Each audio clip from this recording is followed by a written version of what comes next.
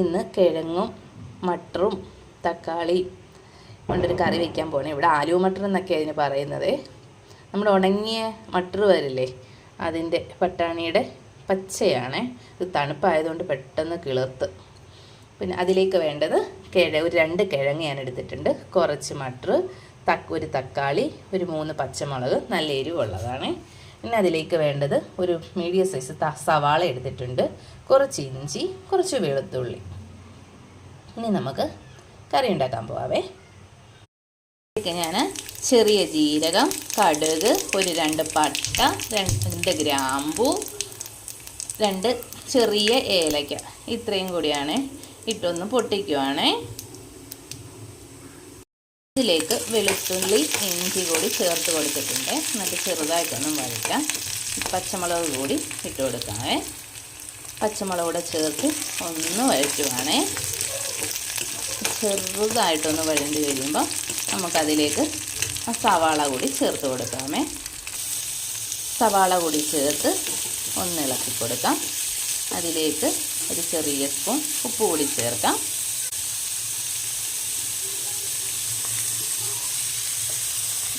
ഇത് നന്നായിട്ടൊന്ന് ഇളക്കി കൊടുക്കാം.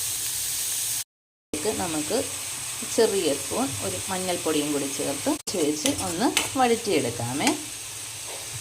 ഇതിലേക്ക് ഞാനൊരു വയനയില, ബേ ലീവ്സ് ഒരു ചെറുതിട്ട് അതുകൂടി ചേർത്ത് ഒന്ന് വഴറ്റുവാണേ. എല്ലാം വഴണ്ടി വന്നിട്ടുണ്ട്. അതിലേക്ക് നമുക്ക് ഒരു തക്കാളി കൂടി ചേർത്ത് കൊടുക്കാം. എന്നിട്ട് വീണ്ടും ഒന്ന് ഇളക്കി കൊടുക്കാം. തക്കാളി നന്നായി ഒന്ന് വെന്തുടയുന്നവിടം വരെ നമുക്ക് ഒന്ന് വേവിച്ചെടുക്കാവേ. തക്കാളി നന്നായി വഴണ്ടു വന്നേ. അതിലേക്ക് ഒരു 1/2 സ്പൂൺ മുളക് പൊടി, 1/2 സ്പൂൺ മല്ലിപ്പൊടി, കുറച്ച് ഗരം മസാല.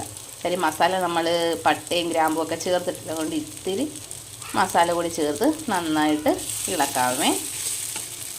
പൊടിയുടെ പച്ചമണം മാറുന്നിടം വരെ ഇളക്കണം. ഇപ്പോൾ നന്നായിട്ട് പച്ചമണമൊക്കെ മാറി വന്നിട്ടുണ്ട്. ഇതിലേക്ക് ഞാൻ കിഴങ്ങ് ഇട്ട് കൊടുക്കുകയാണ്.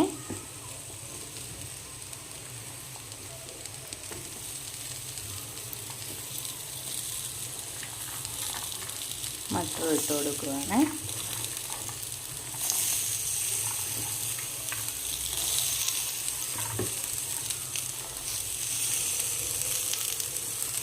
നന്നായിട്ടൊന്ന് ഇളക്കി യോജിപ്പിച്ചതിന് ശേഷം കുറച്ച് വെള്ളം ഒഴിച്ചു കൊടുക്കാം. നന്നായി ഒന്ന് ഇളക്കി യോജിപ്പിച്ചിട്ടുണ്ട്. അതിലേക്ക് കുറച്ച് വെള്ളം ഒഴിച്ചു കൊടുക്കാം. ഞാൻ ചൂടുവെള്ളമാണ് ഒഴിച്ചു കൊടുക്കുന്നത്. നമുക്ക് ഗ്രേവിക്ക് വേണ്ട വെള്ളം ഒഴിച്ചു കൊടുക്കാമേ. എന്നിട്ട് നന്നായി ഒന്നുകൂടി ഇളക്കിയിട്ട് അടച്ച് വെച്ച് വേവിച്ചെടുക്കാം. കറി നന്നായി കുറുകി വന്നിട്ടുണ്ട്. കുറച്ചുകൂടി ഒന്ന് കുറുകി വരട്ടെ. എന്നും ചപ്പാത്തിയായി, വൈകിട്ട് ചപ്പാത്തിയാണ്, അതുകൊണ്ട് എന്നും ഓരോ ഡിഷ് വേണം. അപ്പോൾ നമുക്കിത് ഒന്നുകൂടെ ഒന്ന് കുറുകി വരട്ടെ. കറി നന്നായി കുറുകി വന്നിട്ടുണ്ട്. ഇതിലേക്ക് കുറച്ച് ഉലുവയില, മേത്തിയില നമുക്ക് ചേർത്ത് കൊടുക്കാം. അതിലേക്ക് കുറച്ച് മല്ലിയിലയും കൂടെ ചേർത്തിട്ട് നമുക്ക് ഫ്ലെയിം ഓഫ് ചെയ്യാം. അങ്ങനെ നമ്മുടെ കറി റെഡി ആയിട്ടുണ്ട് കേട്ടോ.